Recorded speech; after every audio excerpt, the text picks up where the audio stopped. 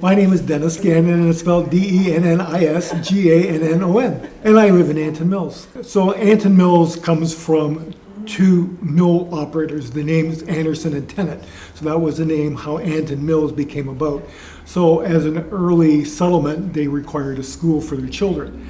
And an original school was built that unfortunately burned down.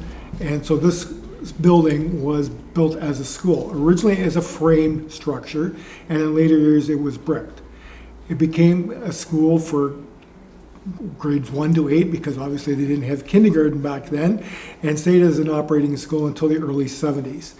In the early 70s, members of the community went to the council at the time, which was the Township of Springwater, and asked them to negotiate with the Board of Education on making this a community center, which they have done, and for the past 50 years has been the Anten Mills Community Centre. Anten Mills obviously was a small area, but it also brought children from the Minising and Minising Station area to the school. I know people who came to school from here who actually lived not a stone's throw away from the current Minising Central School. So they actually came here. And then there was a period of time when the new Minising Central School was being built that the school, even though it had been shuttered, was open for years so that grade 7s and 8 students would come here. So speaking to members of the community who have lived here for years and went to school here, this was an all-encompassing school. The original teachers were dealing with a one-room schoolhouse. The kids played in the areas around here. They did lots. The pine groves that you see around here were planted in memory of one of the monarchs. And as a school, it had a potbelly stove. That's how it was heated. They actually had outhouses outside, and that's how the kids did it. The kids used to come and feed the stove in the morning so that the teacher could do it. And one of the two people that were members of the community when we came here, Stella Muir, being one of them, was one of the original teachers here. And she wrote many wonderful poems and stories about the school, which have been passed down for generations. So it was a one-room schoolhouse, and it served the community for over 50 years, closer to 100 years as part of a school. When the Heritage Committee did their assessment of the building, they looked at a number of the features. So if you look around at the wainscoting around the building, you'll see that the pieces aren't uniform. They're all different pieces because they were individually handcrafted and cut. Because this was a lumber mill, they were able to take the wood and use it. If you look at the trim around the windows, you'll see that the finials on top are all handcrafted. If we were to pop open the ceiling above us, you would see that we have a tongue and groove ceiling that's actually elevated. So it's not a flat ceiling, it's a peak ceiling. If we go down into the basement, we can see that the original flooring was tongue and groove, either hardwood or softwood. And there's actually old pine posts in the basement holding up the posts for the building.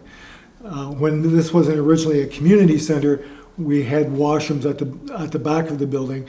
That was added on so that the students didn't have to go outside to the portable outhouses. The school bell apparently has been here since the 1930s. I've lived in the community for over 40 years and nobody's ever rang it or have heard it ring. It would be interesting to have a good look at the bell and see what kind of condition it's in, and perhaps have it restored if possible. It would be nice if we could take the interior of the structure and return it somewhat to its original heritage with the peaked ceilings and tongue and groove ceilings, and refurbish it with that and with perhaps some period appropriate lighting. Yeah, I think one of the interesting things at the front entrance to the community center, you'll see names initialed. That was a theme that the younger generation did in the 60s, 70s, and 80s, is that they carved their initials in the bricks at the front of the building. And it's interesting. You go back and say, oh yeah, I remember that kid, or oh, I don't think my children have their names in there, but I'm not too sure about that. But it's interesting to see some of that, children that have come back. And Anten Mills is kind of that community. We're getting generational back now. Kids that grew up in Anten Mills, moved away, and have come back to Anten Mills with their families because this is the place that they want to live. Anten Mills Community Centre has been a hub. For over 50 years, it's the place that the community has come to. We've come to it for funerals, we've come to it for weddings, we've come to it for socials, we've come to it for baby showers and wedding showers, we've come for it for seniors activities and for physical activities. So it's an all-encompassing structure. It's been being used on a regular basis. The Anten Mills community has a euchre club, and they come in once a week and play euchre in it. The township has recreational programs. They're geared perhaps a little bit more for the seniors that come and use it on a regular basis. In the summer times, it has been used as a summer camp for the township programs. So it's being used on a regular basis. As I said, weddings, funeral wakes, funerals themselves have all occurred in here. So it's a source. Annually, there's a number of events, and it's this building and the community that come to it to make it as vibrant as it is. Anten Mills doesn't have a post office. It doesn't have a grocery store. It doesn't even have a convenience store. So this is our hub. And so for everybody who wants to come here, this is the place that they have to come and meet. So back in the history of Anten Mills, when the school closed, a big reunion was held. And according to the newspaper reports at that time, close to 500 people showed up for the Anten Mills reunion. As part of our 45th anniversary, the Anten Mills Community Recreation Association found an old board that had been buried in the basement. And on it had students' names and the years that they were born and the years that they went to school. And it's interesting to see that some of them go back to the beginning of 1900. And so the board is, again, a living history of this community. We have it prominently displayed so that everybody can see it and protect it within the community.